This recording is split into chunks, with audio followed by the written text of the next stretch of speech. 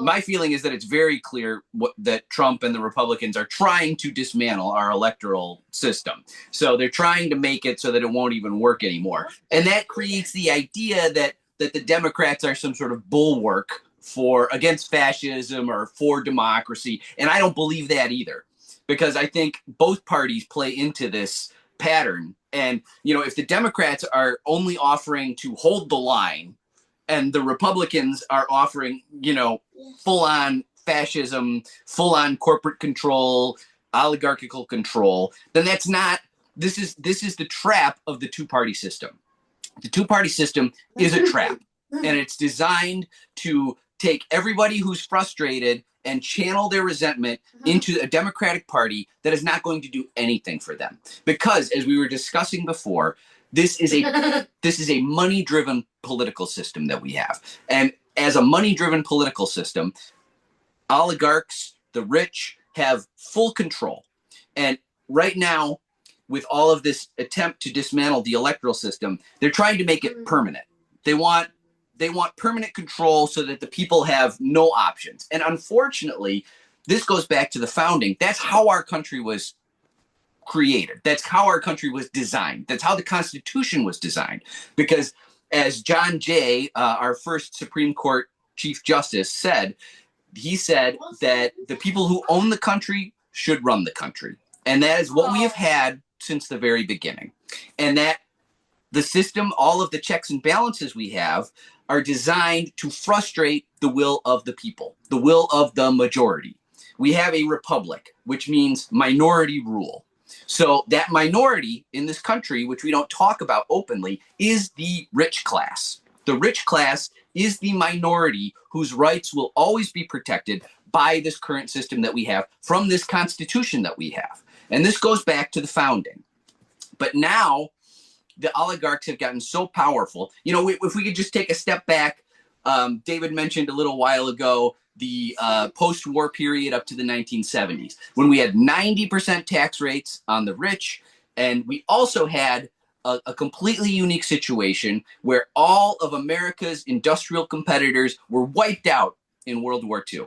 Japan, Germany, Britain, USSR, everybody was on their backs. And it took them decades to get back into movement, into motion again. And in that period, post-war, the US GDP made up 50% of the world economy GDP.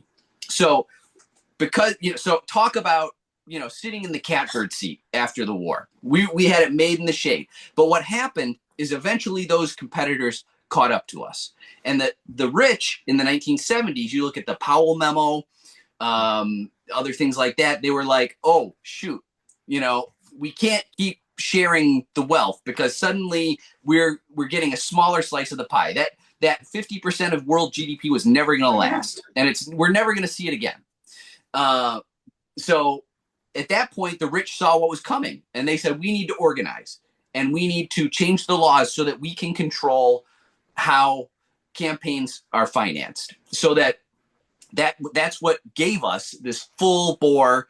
And Citizens United was just like the death blow, where it goes all the way from Buckley Vallejo in the 70s up to Citizens United, of them, extending the goalposts a little bit more and a little bit more, where the rich can control a little bit more and a little bit more. And now it's like, now with Trumpism, all bets are off, because they can do whatever they want because they control the political system. And the Democrats need that campaign money just as badly as the Republicans do.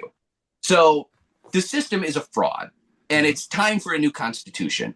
And if we keep playing this Democrat-Republican game, we're going to keep losing. And the authoritarianism will just keep advancing, because the Democrats are not up to the task of stopping us, because they too depend on the same class of people who finance the Republican Party. And if they want any of that money, they can't do anything that those people don't like. And the things that those people don't like are the things that matter to the bottom 95% of the country.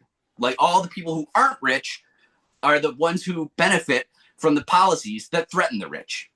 The 90% tax rates. We haven't had an increase in tax rates on the rich for 40 years now. It's all been that. Yep. So, Yeah, I mean, go ahead. Sorry, I didn't mean to cut you off. okay. But that, I mean, that's my feeling. So, to me, it is moving chairs on the deck of the Titanic, because the Democratic Party are not our friends. It's good cop, bad cop. They're the good cop, and they're gonna tell us that they're gonna fix this. But when the rubber meets the road, they're not going to do anything that threatens their donors. And to, that's what we need.